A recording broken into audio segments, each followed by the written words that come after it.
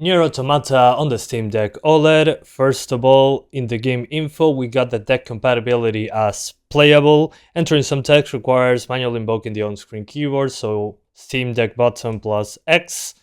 That's what you gotta do. And the first thing that you'll notice when you launch the game, it's a stupidly low resolution. Maybe it doesn't happen to you, but I'm going to tell you how to get this because you cannot read the text. Go to the third option. Go to the fifth option then, and in the second option on this menu, make sure, in my case, 800p.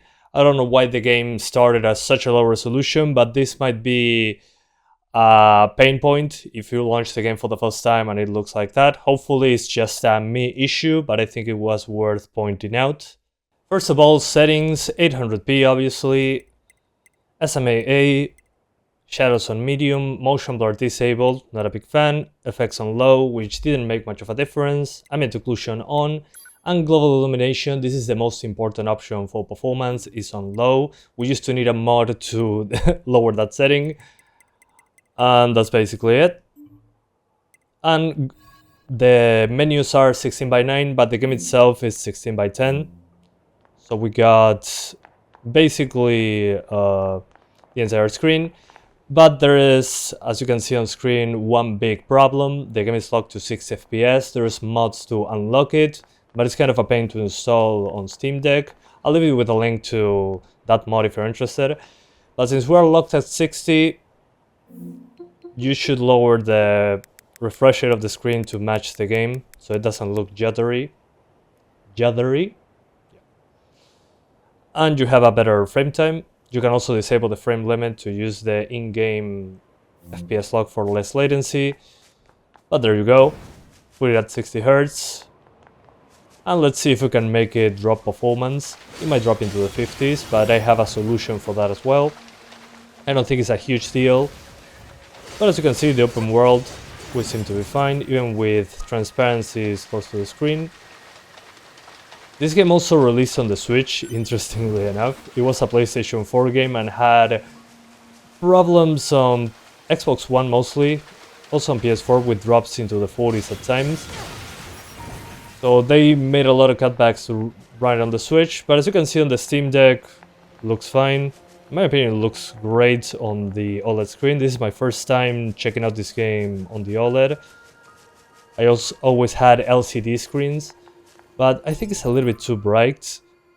Sometimes I need to do this in some games on the OLED screen to lower the brightness a little, maybe a couple notches down. Oh yeah, that's way better. For the love of God, do not even think about turning off the music on this game. It's masterfully done. This game without music is like playing Doom without music. It's basically a sin to disable music in this game. So do yourself a favor and play like that. But as you can see, even on combat, there's some drops into the 50s, yeah, but very, very minor. It's very, very good. You can also, if you don't want any drops whatsoever, lower the resolution to 1152 by 720. You'll still have your entire screen, and at the same time, you're going to get more performance, and you can also use the built-in Steam Deck FSR, which is FSR 1.0.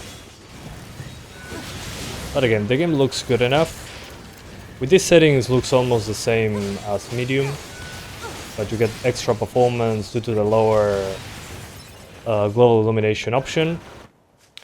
Okay, so now I'm going to run into some parts of the open world where I had drops when the game first came out and I had weaker hardware. One of the issues with global illumination on low is this, well, the foliage gets black. It should have some indirect lighting onto it, but it's a very, very demanding option, and I think this game, I mean, should run at 60 FPS. It's a hack and slash. It's like playing Devil May Cry below 60. It kinda doesn't make sense. You can do it if you want to. Just put that global illumination on medium to have better looking foliage due to the indirect lighting. But I think like this is completely fine. The game is locked to 60, you can unlock it, but hitting 90s, you'll need to lower the resolution quite significantly. So the game looks super smooth, but it's not 90 FPS unfortunately. Just lower the refresh rate as I told you at the beginning.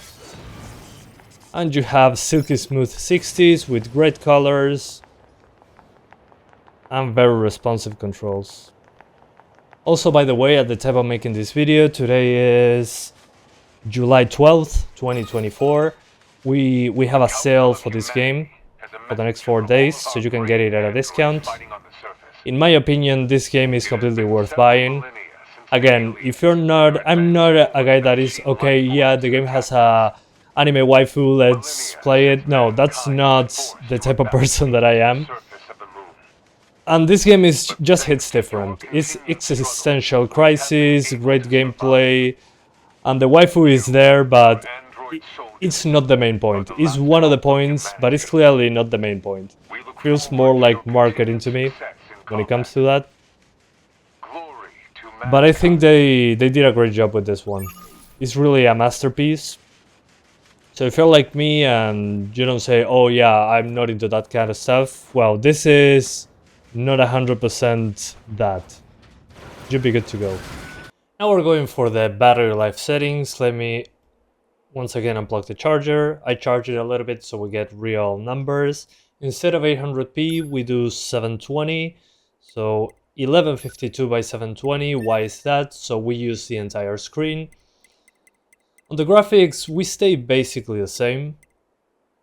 If you want to add sharpness for some reason, you can do it, or you can use the built-in FSR here. You can increase or decrease the sharpness because we're using a lower resolution. Pretty useful stuff. So by doing that, you are lowering the GPU load while at the same time getting more consistent 60s. So you can do 11 watts, you can drop it lower if you want more battery, but it will sacrifice performance. And well, if you go extreme, I mean less than 8 watts makes no sense. You can lock it to 30 here, but personally just let the Steam Deck do its thing, so we stay locked to 60. Instead of 3.5 hours, maybe it's 3 hours, but it highly depends on what's going on in the game. Personally, I think it's fine like this, like 3 hours of battery on a full charge. And the resolution, 1152 by 720, looks pretty damn good on the smaller screen. And you can tweak the sharpness if you want to, but this game has lots of aliasing, so it's not a huge difference in my opinion. To force him to stop. But the game still looks great in my opinion. You get closer to 60 at the same time by lowering the resolution a little bit.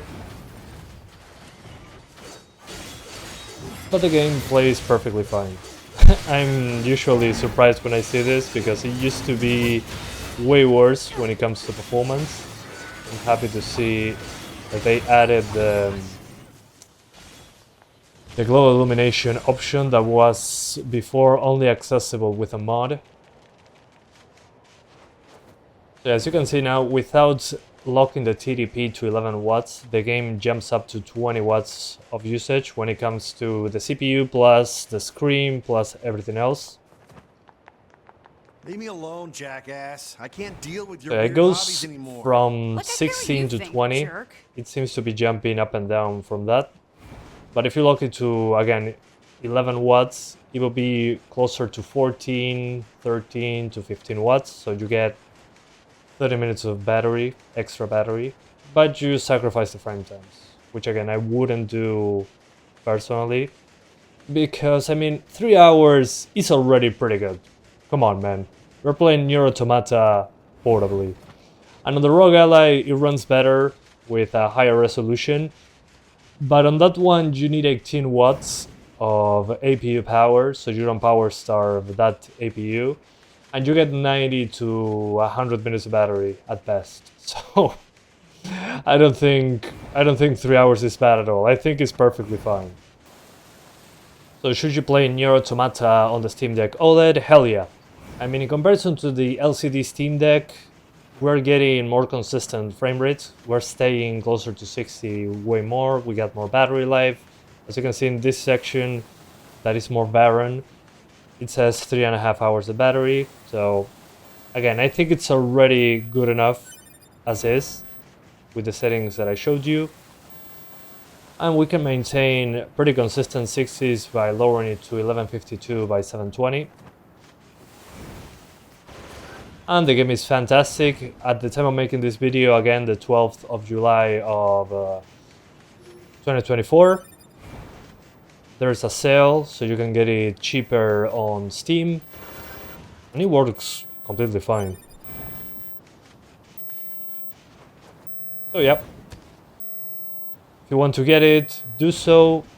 You have lots of options when it comes to power versus visuals, which again, you can have worse frame times and a little worse graphics for more battery, but you can also just let the CPU do its thing, play at native resolution, maybe increase the settings a tiny bit, you get 50 to 60, but I think with a 60 FPS target, you won't be disappointed. And the colors on this game, on the OLED screen, man, there's a lot of contrast in here.